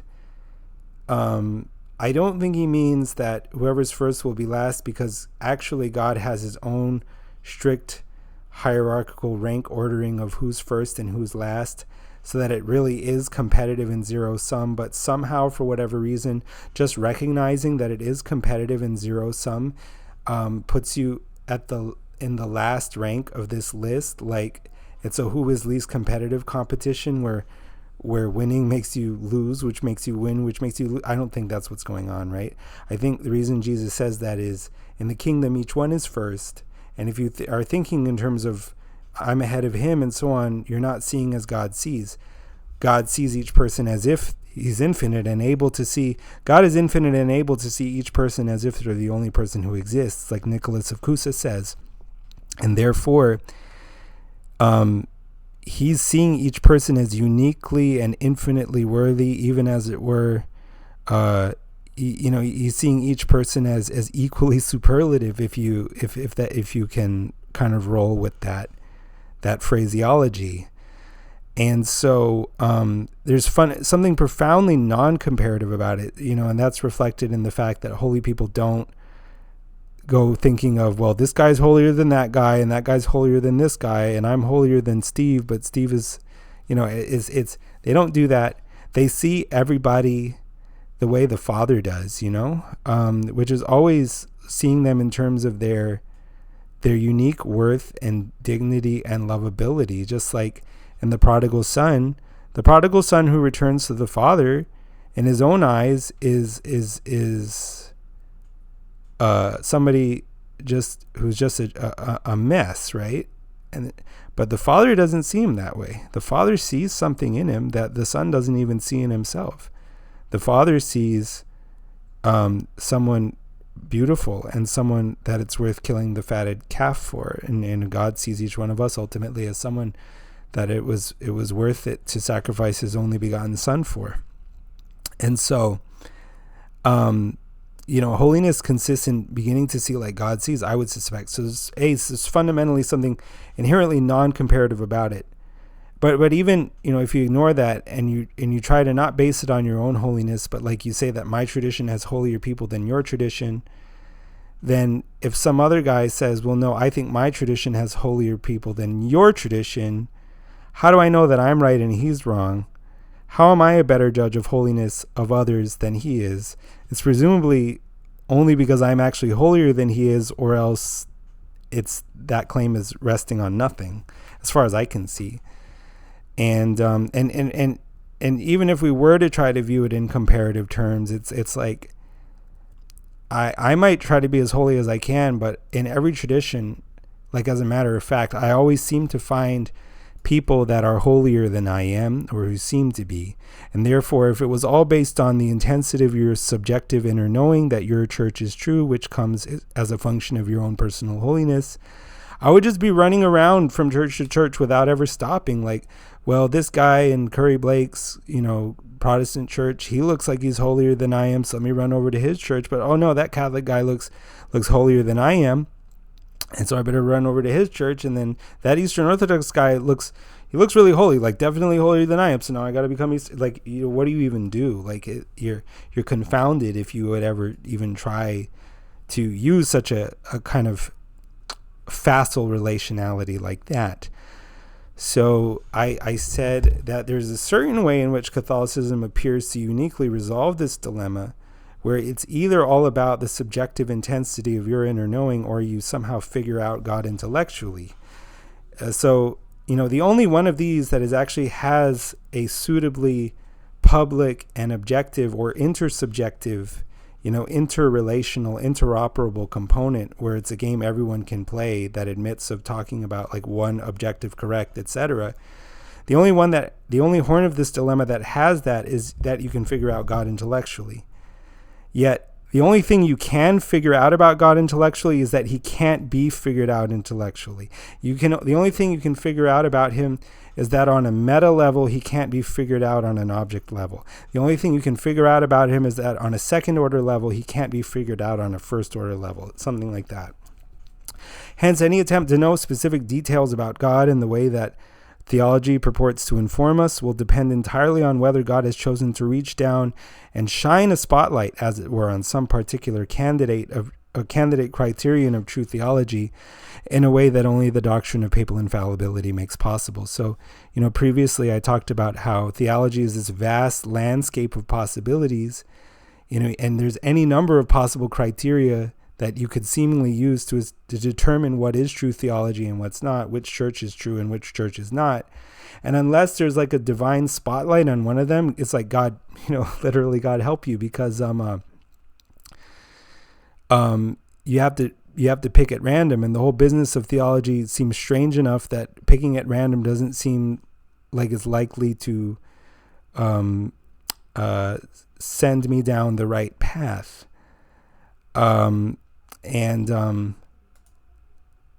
So, but if papal infallibility is true, you don't have to do that, critically. And so it's either true or it's not true, and we don't know necessarily from the outset without begging the question. Yet, if I assume it's not true, then I know that,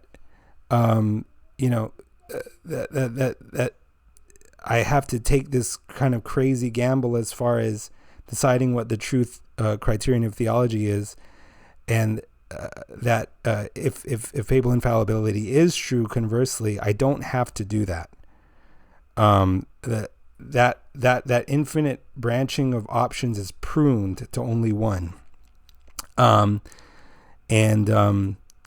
So yeah, there's a way, like it is his kind of throwing us a divine lifeline. And therefore, papal infallibility so it's relational in that sense. God is throwing us a lifeline, and papal infallibility represents the only way of accessing the fullness of correct theology that is both public and relational yet public. It's kind of interesting. Let me do just one thing. So, having kind of explained that, I want to move on to what I think is one of the big, for me, what really stood out in putting these slides together. It's like the implicit actual logic of non-Catholicism. This is certainly kind of how I viewed things before I was Catholic. But I'll read this slide. If non-Catholicism is to pay sufficient respect to the idea that God is not some impersonal law-like subject, but rather can only be known through his own self-disclosure, and for our purposes here, that means through the authority structure that he has vested with the authority to, pronounce the truths about himself. He who hears you hears me. If he won't listen to the church, let him be as a heathen and a tax collector, etc. Then non-Catholicism is immediately forced into so if non-Catholicism tries to go the route of facile relationality that I talked about, then it's forced into a realm of theological subjectivity in which it is no longer meaningful to speak of right or wrong theology. Indeed, the longer I have reflected on this topic, the more I have come to realize that non-Catholicism really only makes sense as a position where you assume really it makes the most sense where you assume that theology is perspicuous, that it's easy. I think most people kind of do, most non-Catholics. They think, it's really obviously true that, my tradition is correct, and that, it's really what it is. It's a blindness to the other ways of looking at the theological issues that are possible.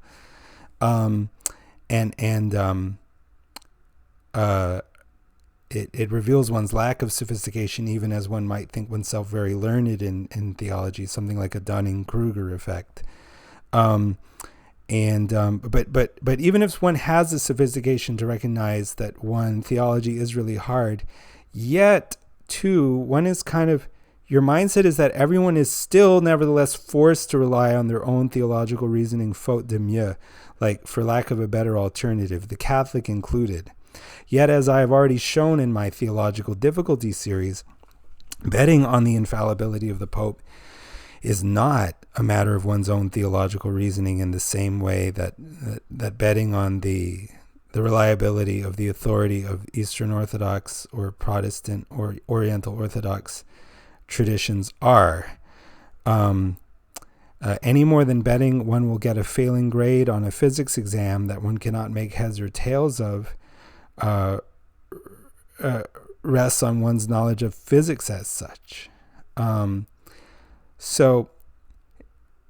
How is it that we understand the deep things or the particularities of the living God? Is it that we intellectually figure him out, or is it that we are totally at the mercy of his self-revelation? And if the latter, does that not imply that rather than attempting to intellectually figure God out, in the way that we seem to have to if papal infallibility is not true, we must rather submit to the authority of the sources of his self-revelation? Certainly the latter. Yet non-Catholicism, with its attendant implication that the only way to find the true church is through the use of one's own reason as opposed to submission to authority, is not logically consistent with this. Let me see. And then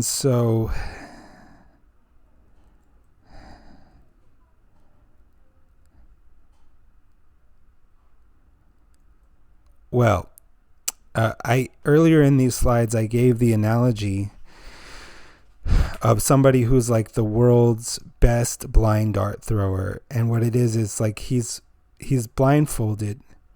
He throws a dart at a dartboard that is always a certain distance from him, a certain height above the ground, and a certain angle from him, which is directly ahead, right? And his muscle memory is really good, so that he pretty much always hits the dartboard, and a lot of the time he hits the bullseye, right? Now, imagine somebody comes and turns this blind dart thrower around a few times before he makes his throw. The blind dart thrower he used to be facing the board, but now he's disoriented.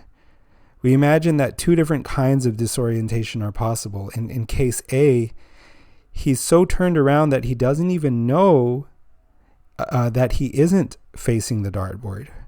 But in case B, he is really turned around, but not so turned around that he doesn't know that he is in fact no longer facing the dartboard. In other words, in case B, he doesn't know where the dartboard is, but he knows one thing, which is that it's not directly ahead of where he currently is. The difference between these two cases being that in case B, there's something you can do seemingly to increase your chances of hitting the target, which is turning in any direction other than the one that you've been faced in. Whereas in case A, it's not really clear that there's anything you can do to increase your chances, where your chance of having ended up facing the original target again is as high as your having ended up facing any other direction. It's interesting that in this analogy, all the blind dart thrower doesn't even know that he will miss. All he knows is that he is blindfolded. And that's kind of what our situation is if we're trying to skill it and find the true church based on our own personal theological acumen, where we cannot necessarily make the assumption that one of the existing options would be right, and certainly not that papal infallibility is true. So, if we're skilling it, which is really to say ultimately kind of guessing, it's just that our chances of being right by guessing are not necessarily all that high. We don't even know that we won't be right. We might even be right enough in the position that we end up, whether through skill or chance or some combination of the two. It's just that all we know is that it's extremely difficult and we don't have a clue what we're doing, so that there's really functionally no relationship between the effort one puts into the endeavor of being right and one's subsequent likelihood of being right. There's no relationship between the effort that you put into trying to get the right answer to the question and the accuracy of your resultant guess as to the right answer to the question.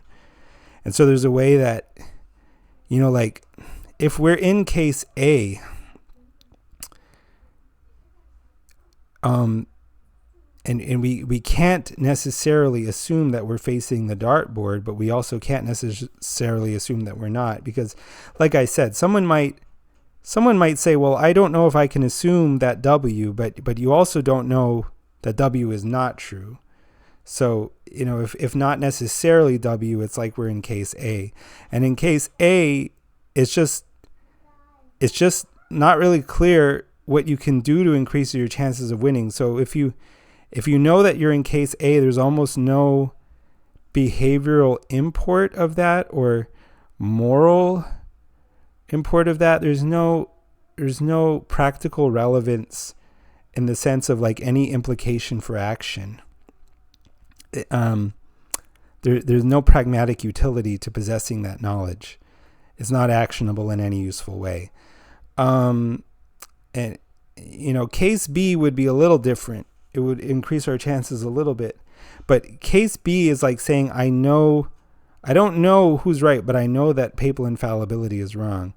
The only way you would really know that is by your knowledge of theology, assuming it was reliable, and assuming that theology is something that you can competently weigh in on.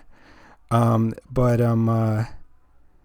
there's a way that our competence to do theology is logically prior to our ability to deduce the truth of one particular church rather than another from some set of apparent theological facts. So I'll just read these slides to make the point. In the Theological Difficulty series, I discussed the aircraft manual thought experiment. The relevance of the aircraft manual thought experiment for our present purposes is that it highlights the way in which some concrete theological case only increases the likelihood of some non-Catholic position and or reduces the likelihood of Catholicism if we make the assumption that we are competent to judge the relevant theological facts for ourselves. In the aircraft manual thought experiment, for example, I might, based on my own efforts to understand the manual, think that a certain version of how the aircraft was supposed to look was the most likely candidate. Let's call it version A.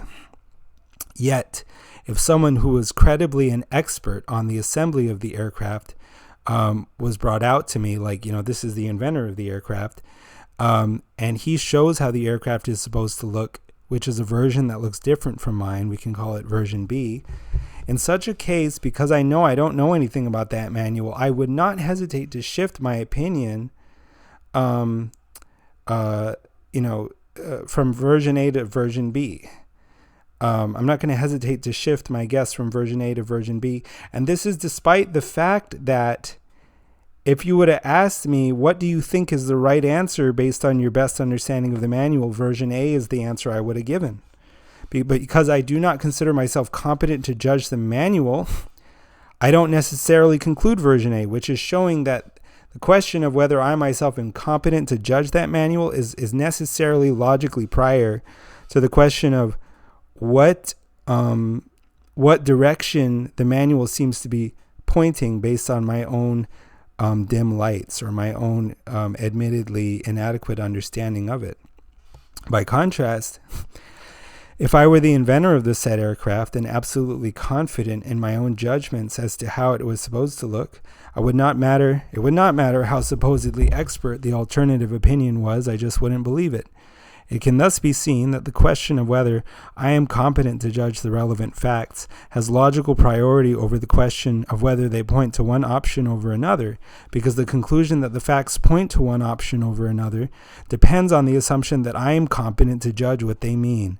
Accordingly, the question of whether we are competent to judge the ecclesiological import or meaning of the concrete givens of theology has to be answered before we decide that any given set of concrete theological givens rules out or rules in the truth of any particular ecclesiological position, or any, guess as to which church is the true church.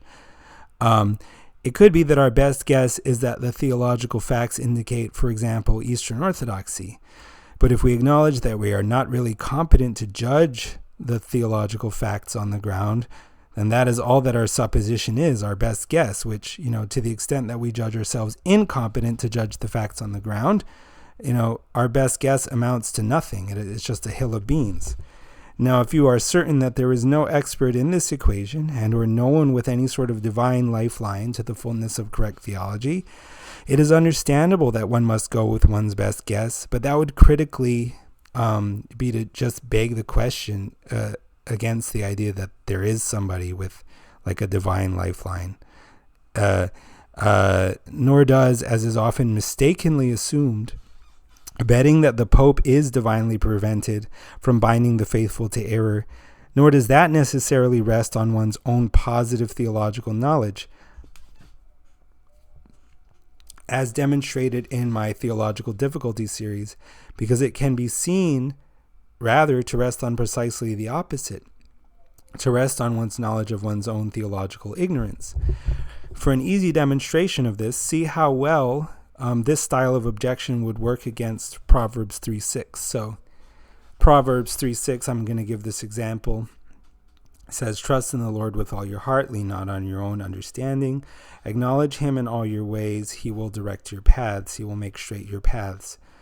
An atheist, in fact, as a 16-year-old atheist, I think I might have made this exact claim, but an atheist, because someone will have told me, don't lean on your own understanding.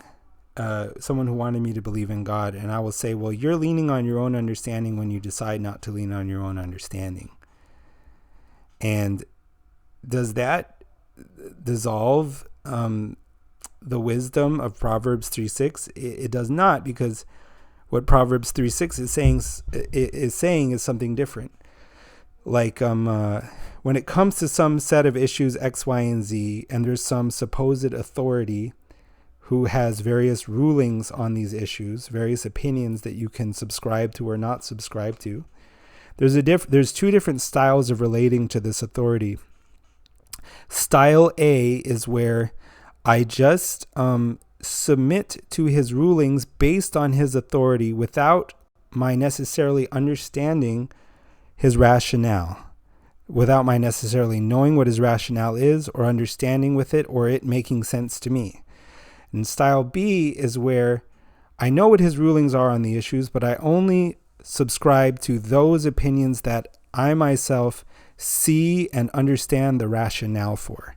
And maybe sometimes I just do things my own way just because I want to. And, whichever style is better, it depends on your situation, because style B can be better if you really are the smartest guy in the room and you think everyone's out to get you and out to take advantage of you, and it's a dog-eat-dog kind of psychopathic, manipulative world. Okay, style B is better. But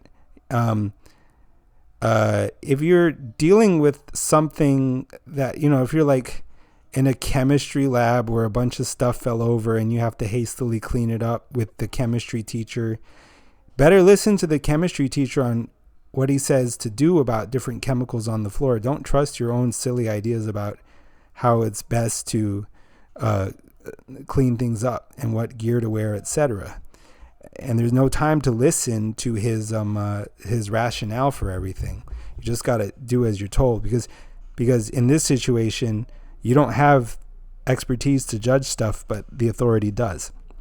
So Proverbs 3:6 is saying, God has expertise and you don't. He's wise, you're not. So submit to God based on his authority, not trying to lean on your own understanding. Proverbs 3:6 is not saying, like my sort of sophomoric teenage atheistic reply would have suggested. It's not saying that there's somehow this way of submitting to authority which avoids all conceivable charges of self-referential inconsistency. That's simply not what it's saying, right? And but it's the same thing with the Pope. That's the point being. If I just, the Rush lyric is, if I decide not to decide, I've still made a choice. If I decide to outsource it all to the Pope, well, I'm still making a choice and resting on my own knowledge of theology. I'm making a choice, but I'm not resting on my own knowledge of theology. I'm resting on my knowledge that I don't know much about theology. There's a very critical difference. Such that depending on how hard theology turns out to be, it may be the right choice. It is certainly assuming that God is willing to extend us a divine lifeline. But where you don't make that assumption, then the only chance you have of being right on all the questions that matter, like what is the right answer to each theological issue, which theological issues are presently worth breaking communion with people over, and which ones aren't. That is to say, how actually important is each issue? What does it mean to be right enough on matters of theology? You have to somehow figure this all out based on first principles. And I would say your chances of doing that are pretty much like the chances of the blind dart thrower in that circular room. It might be that the room is small and there are not too many places the dartboard could be. He won't necessarily miss. But the point is more that if papal infallibility is not true, it's almost like there's just no implication for action. There's no relationship between the amount of effort you put into the endeavor and the accuracy of your resulting guess. There's almost like nothing pragmatically important that follows from the denial of papal infallibility, or from the denial that God is actually willing to extend us a divine lifeline in the matter of trying to figure out the deep things about him that special revelation purports to inform us about. And so let me see. So that either we affirm the W thesis / papal infallibility, or there is no sense talking about one objective correct theology, and or there is no relationship between the effort we put into answering the question and the accuracy of our resultant guess, at least if I'm correct about what I've said about how hard theology actually is, how hard it is to actually have valid and principled grounds for arriving at the position that you arrive at, as opposed to like basically having this magical knowledge that some stream of tradition is right rather than every other one. And so that notionally, even if there was this one objective correct theology, its existing as such would have no practical relevance for us, no moral import in the sense of implication for action. Thus, it can be argued on purely pragmatic grounds that we must affirm the W thesis or papal infallibility, or that we cannot object to the disjunctive argument from theological difficulty and its conclusion of papal infallibility on the grounds that we cannot necessarily affirm W. That's really more so what I'm saying. And again, though, one could say, but Maximus, he used reason to be right on something. And, so isn't there at least the possibility that I could skill it? And or what if it's only a few things that matter? So, couldn't I, possibly be right by chance? As far as the latter, it's like, yes, but it's, since you really don't know whether that's the case or not, it's just, you're just going to kind of make your best blind dart throw in some random direction and hope for the best regardless. So, regarding, you're trying to skill it and assuming that the accuracy threshold is high, you might say, well, Maximus shows that theoretically someone can do it. But again, the only thing we're really certain of is that he's not certain to be correct on everything because he's not infallible. If papal infallibility is false and therefore nobody is infallible. We're at best pretty sure that Maximus is correct on everything, and even that assessment is coming from our own suspect claim to having worked everything out in terms of our own independent systematic theology, or I'm arguing it should be seen as suspect given how hard theology actually is, as evidenced just by that one doctrine, the Trinity. But you can take others, and like the more core it is, the harder it is. Like Christology, it turns out Jesus is fully human and fully God. It's like vegan beef. It's 100% vegan. It's 100% beef. I'm not saying it's logically impossible. I'm saying that this is something that I have to give religious assent to without fully understanding it. So he's fully human. He's fully God.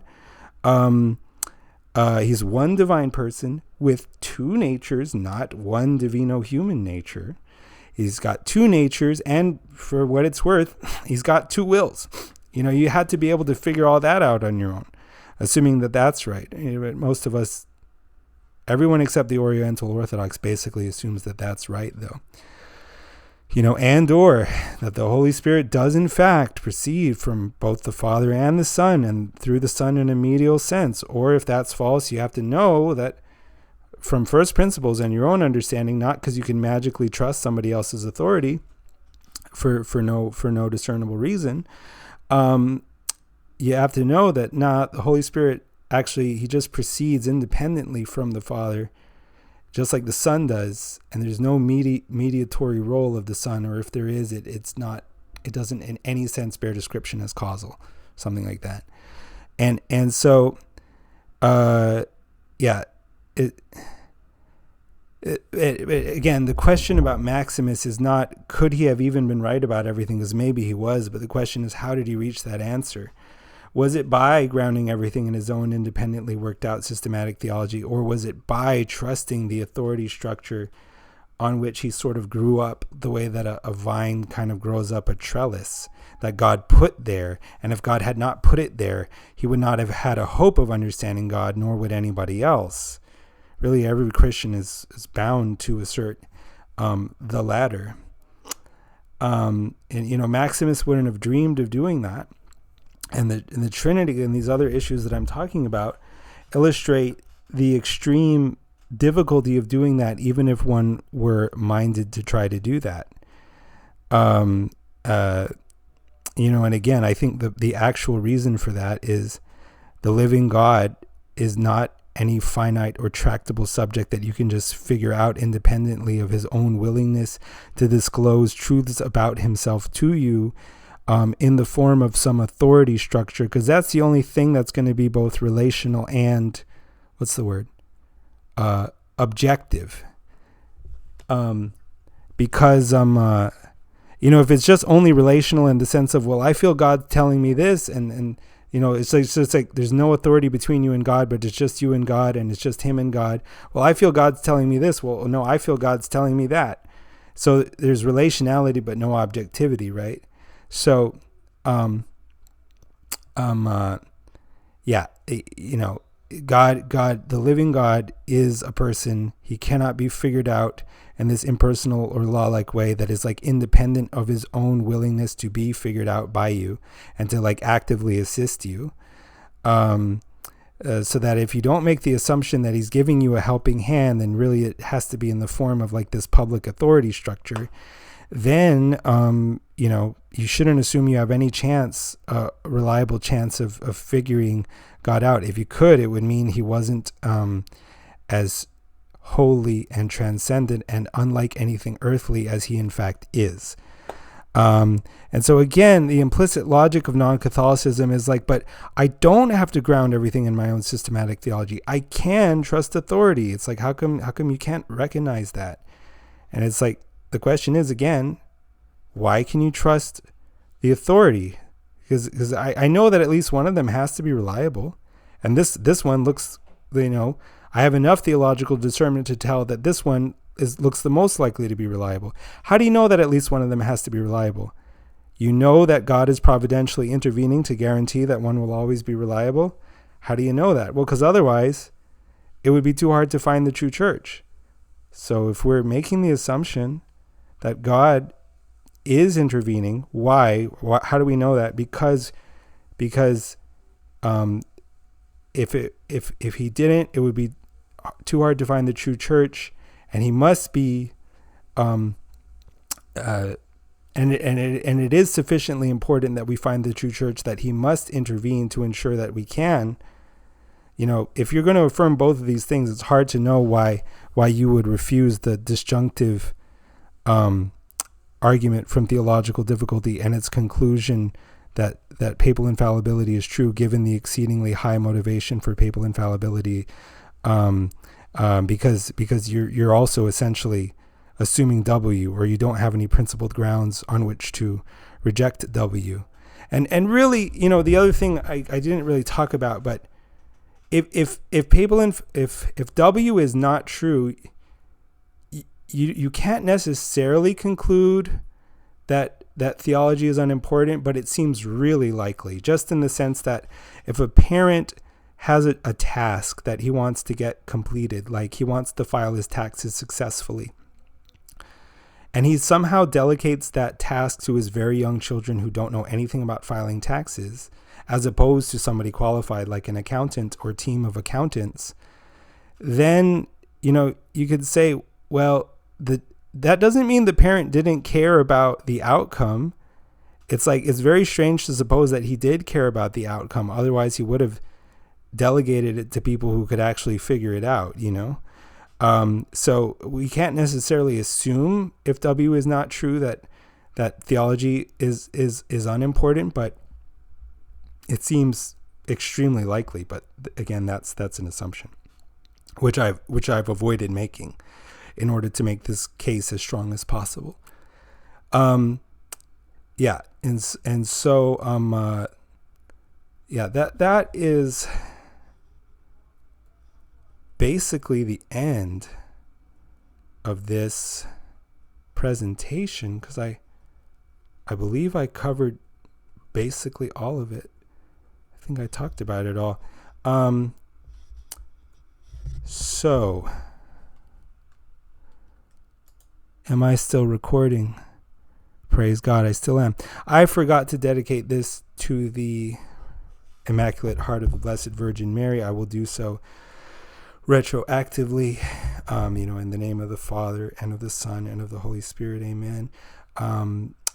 This presentation is dedicated to the Immaculate Heart of the Blessed Virgin Mary. Mother Mary, pray for us.